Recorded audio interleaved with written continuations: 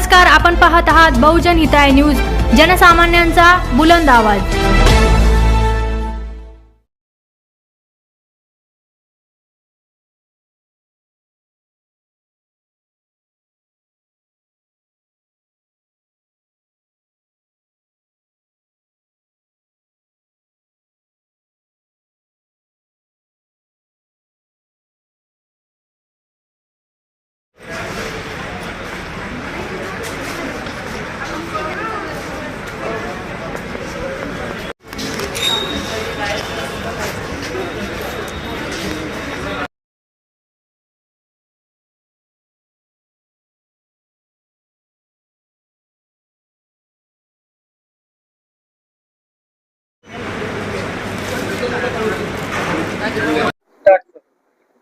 कार्यकारी संचालक म्हणून काम करत असताना हा जो मोठा कालावधी मला शासनाने उपलब्ध करून दिला त्या मराठवाड्याच्या सेवेकरता, त्याकरता मी शासनाचा अत्यंत आभारी आहे।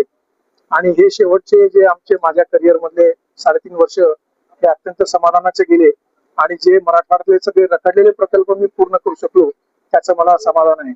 आणि त्यामध्ये सगळ्यात महत्वाचा जो मोठा प्रकल्प होता लेंडी आंतरराज्य प्रकल्प, तो आम्ही पूर्ण करू शकलो, त्याचं खूप समाधान आहे। त्यानंतर भविष्यामध्ये जे आपल्याला पाणी आणायचं आहे वेस्ट फ्लोइंग रिव्हरचं आपल्या गोदावरी खोऱ्यामध्ये, आणि तो प्रकल्प देखील त्याचा आपण प्री फिजिबिलिटी रिपोर्ट शासनाला सबमिट केलेला आहे आणि तो देखील आता लवकरच मंजूर होणार आहे। त्यामुळे जवळपास 78 TMC इतकं पाणी आपण गोदावरी खोऱ्यात आणू शकू, याचं एक मोठं समाधान मला आहे, जो प्रकल्प अहवाल माझ्या काळात तयार झाला। त्यानंतर दुसरं सर्वात मोठं आणि महत्वाचं काम, जो 25 वर्षापासून रखडलेला सहस्त्रकुंड प्रकल्प होता, त्याला देखील आता पुढच्या कॅबिनेटमध्ये हा ठेवण्यात येऊन त्यालाही मान्यता मिळेल अशी अपेक्षा आहे। कारण हा देखील प्रकल्प 25 वर्षापेक्षा अधिक काळाकरता रखडलेला होता आणि याचा फायदा विदर्भातल्या यवतमाळ जिल्हा आणि नांदेड जिल्ह्यातील किनवट आणि माहूर तालुका या 2 जिल्ह्यांमध्ये होणार आहे।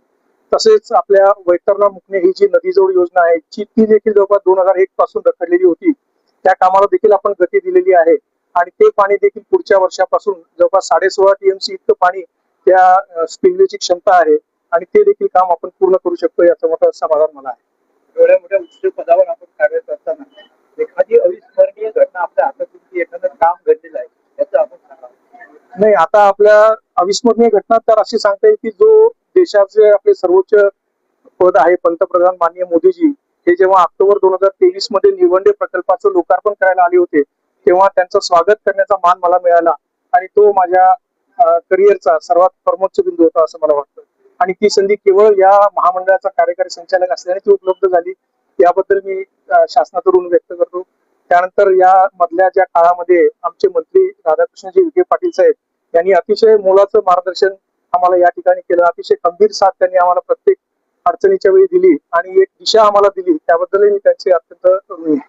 आपण काय उपदेश कराल तर आगामी जे अधिकारी या क्षेत्रामध्ये येतील या डिपार्टमेंटला येतील? नाही, तो तर असा संबंध आहे की जसं मी माझ्या भाषणात सांगितलं आहे की नवीन पिढीला आता आपल्याला उत्तर त्यांच्यावर जबाबदारी आता अजून वाढणार आहे। लोकांच्या अपेक्षा वाढलेल्या आहेत सोशल मीडियामुळे। आता जसं शासन देखील अतिशय गतिमान झालेलं आहे आणि आपल्याला जे काही पत्र निर्गमित होतं ते व्हॉट्सअपवर जवळपास कार्यालय चालतंय, त्याच्यामुळे आज शासनाकडून निर्गमित झालेलं पत्र एका तासामध्ये इथे पोहोचत आहे, ईमेलद्वारे व्हॉट्सअपद्वारे, आणि त्याचं उत्तर किंवा निराकरण आपल्याला ताबडतोब करायचं आहे। पूर्वी असं नव्हतं, पूर्वी आपल्याला एखादं शासनाचं पत्र आल्यानंतर तो आरामात आपण त्याचं अनुपालन द्यायचो, पण आता तशी वेळ नाही आणि तो बदल आता या सर्व नवीन अभियंत्यांना त्यांच्या मध्ये घडवायचा आहे। परत ज्या कार्यक्षेत्रावर ज्या काही अडचणी येत आहेत, ज्या शेतकऱ्यांच्या अपेक्षा वाढल्यामुळे कामं बंद करण्याच्या असो, तर त्याच्यामध्ये ते मिक्स होणं त्यांना अत्यंत गरजेचं आहे। ही अशी मला त्या नवीन पिढीकडून अपेक्षा।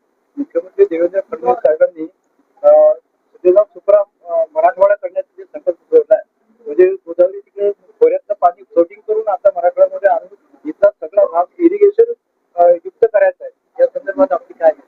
नाही, यामध्ये तर शासनाने मोठं काम केलेलं आहे। त्यांनी ऑलरेडी जवळपास 15,500 कोटीची आपली दमणगंगा वैतरणा गोदावरी आणि जवळपास 2,000 कोटीची दमणगंगा एकदरी गोदावरी या 2 प्रकल्पांना प्रशासकीय मान्यता दिलेली आहे आणि त्याचं काम आता चालू आहे आणि त्याचं अंतिम मान्यता आपल्याला जर फॉरेस्टची मिळाली तर पुढच्या आपण 2-3 महिन्यामध्ये त्याची आपण निविदा काढू शकतो।